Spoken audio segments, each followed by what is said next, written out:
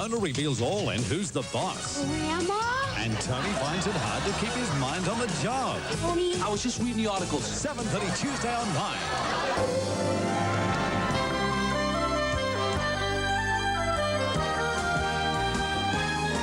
This is WIN Television, a member of the 9 Network.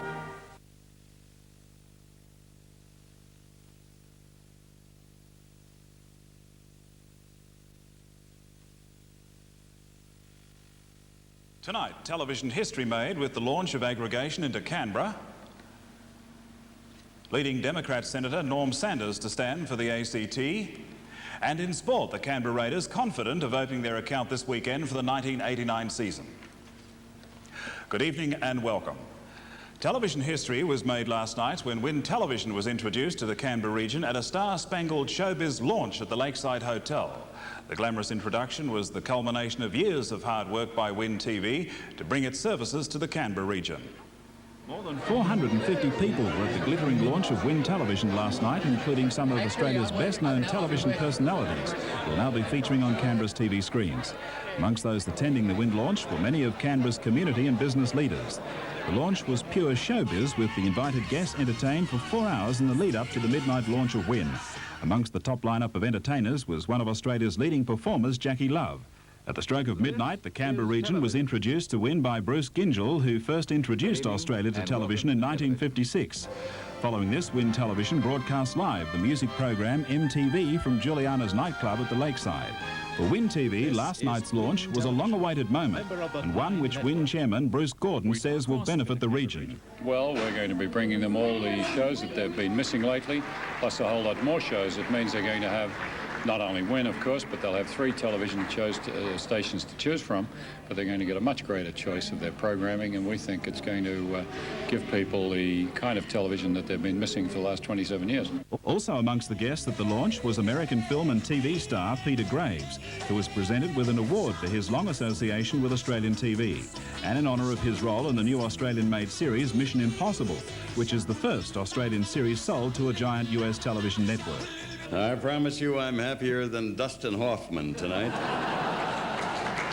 Earlier in the week, Prime Minister Hawke visited WIN Studios in Kingston, where he met station management and welcomed WIN into the Canberra market. I welcome what we are witnessing now, and I welcome it from the point of view of the viewers of this area, because you are the forerunners of an historic change in government policy, which has meant the bringing to fruition of our dream that non-metropolitan Australians in Eastern Australia should have the same range of choice and opportunity and equality that the people in the capital cities have. I welcome WIN as one of those who are going to make this system work for the benefit of viewers. You are now going to have the same range of choice as people in the capital cities. That's as it should be. Democrat Senator Norm Sanders claims he'll maintain his battles. Therapy yesterday in the decompression chamber at the Prince Henry Hospital. We give them 100% oxygen under pressure, and that dissipates most of the gas. With Senate seat in the next election after becoming disillusioned in Tasmania. Senator Sanders says he doesn't want to represent Tasmania after the next election. I find Tasmania simply too depressing anymore. It's suffered so much from successive state governments. He claims he'll still be working for Tasmania at a federal level, but living in the ACT will make his battles easier. Unlike most Canberra politicians, I like the ACT. I spend a lot of time here. I'm the spokesperson for the ACT. I appreciate the ACT.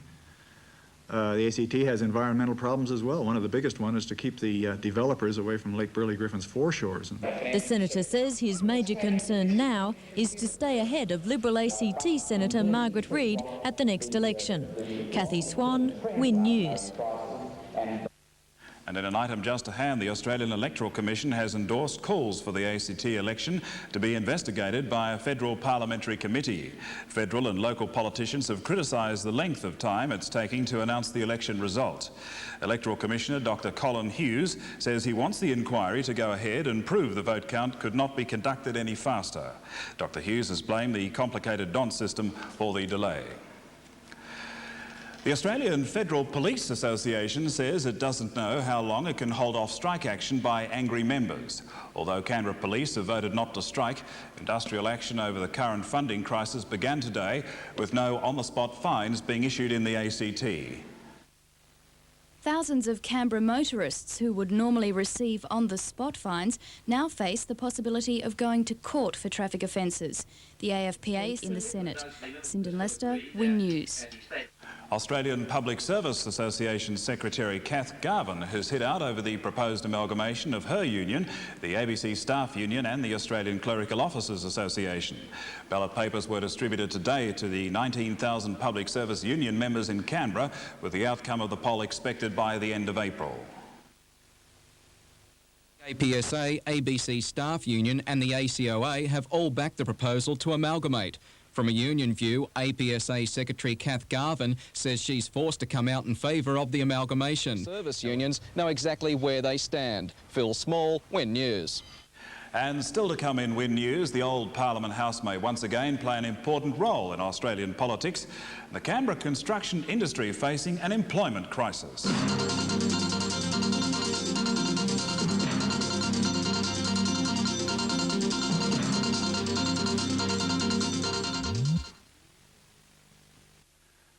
Welcome back. The nation's old Parliament House could be set for a bright new future if a proposal by ACT Senator Bob McMullen receives government approval. The Senator has written to Arts and Territories Minister Clyde Holding outlining a proposal to develop the House into a major educational and tourist attraction. Senator McMullen has written to Arts and Territories Minister Clyde Holding with a three-tier proposal for the use of the old Parliament House. Parliament House will become a monument to Australia's political past. Anthony Flannery, WIN News. More than 1,000 Canberra building workers will lose their jobs over the next few months. The ACT construction industry is experiencing a major recession as the last major building sites are being completed. 2 years ago, Canberra experienced a boom in its construction industry. There were 12,000 jobs for workers. There are now a little over 9,000 building workers in the ACT. Many of them could be out of work by the end of the year unless more major construction is started very soon. The two biggest jobs in Canberra, which is the Canberra Centre and the Convention. Canberra's building workers looks very grim. Darren Curnow, WIN News. The local Catholic Church is having major financial problems as a result of last year's $3.2 million budget blowout. There could be a large shortage of Catholic school places in Canberra if enough money isn't received from the public. The Catholic Church is asking Canberrans to dig deep and invest in the Catholic Church Development Fund. The fund lends money to on legal advice. Darren Curnow, WIN News. Doctors in Cooma are concerned about cutbacks to the Cooma Hospital and area health services. The cutbacks have had to be made to keep the hospital's budget in line with state government budget cuts. With the state government presently coming down hard on hospitals which do not stay within budget, Cooma Hospital Board had to make cutbacks. Casterly Spurgeon, WIN News. Now with details in sports, Simon Brady. And Simon, how do you think the Raiders are going to go on Sunday? Yeah, thanks, Peter. Well, the Raiders are still looking for their first win of the season. We'll take a look at that after the break. And also the Cannons return to the Palace tomorrow night.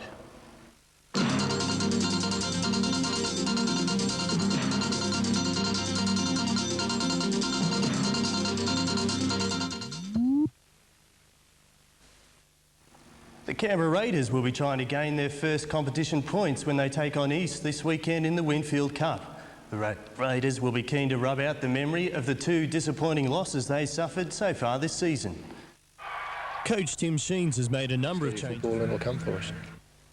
The Canberra Cannons will make their first appearance for the year at the Palace tomorrow night when they take on the Brisbane Bullets.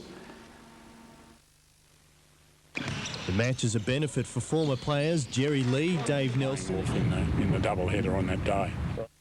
The ACT hockey side is winding up its preparation for the National Championships in Adelaide next month. The team has set its goal to improve on last year's 5th place at the national titles. The squad is a mix of players with state, national and international experience, and April the 9th for 2 weeks of competition. Racing tomorrow is at Canberra with the 6-event program. The feature race will be the WIN TV Flying Handicap, which has attracted a top-class field. Phil Small has this preview of the race. The WIN Flying originally attracted a quality field, but today lost 2 of its functions set down for the day have been postponed. Phil Small, WIN Sport. And our bookmaker's best for tomorrow's Canberra races comes from Clem Hinksman. He makes his selection in the WIN Flying Handicap and fancies number 4, Loose Blue. And that's the sport, Peter. Thanks, Simon. All being well, we'll see you at the races tomorrow. Sure. Might even back a winner. And still to come, Gillian Donaldson with today's weather and weekend forecast. And Canberra comes of age with its own theatre company.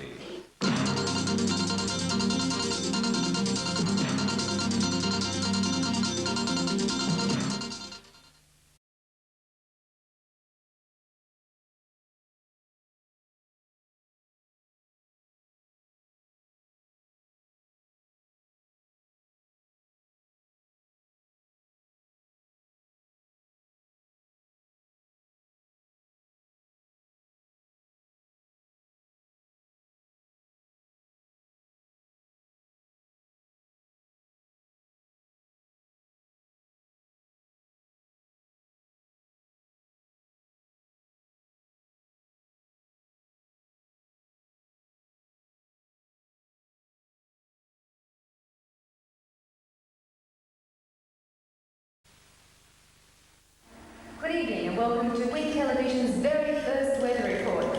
I was hoping to forecast a great weekend for you, but at least it's mild and dry in the studio.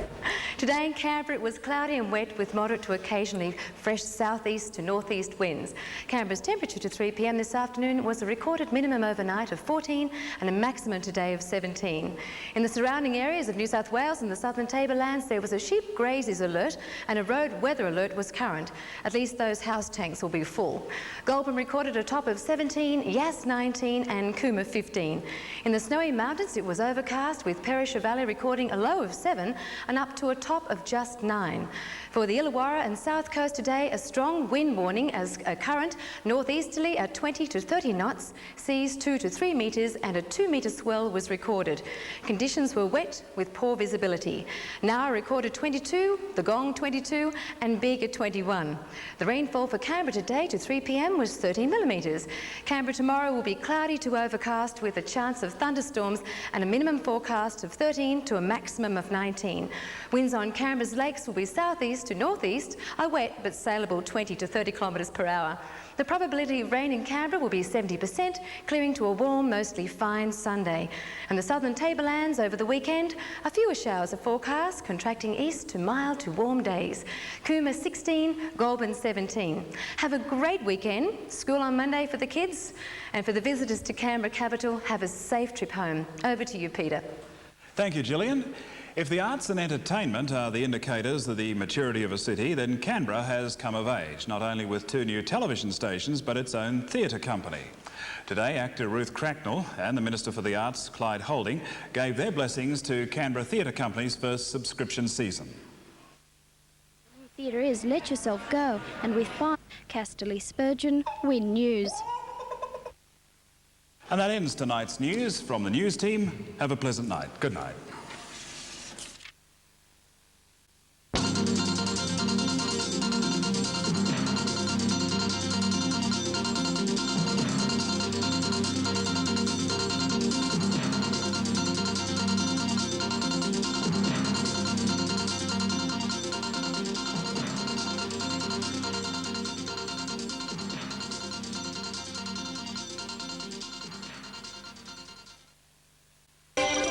Police Minister warns officers following the arrest of a detective.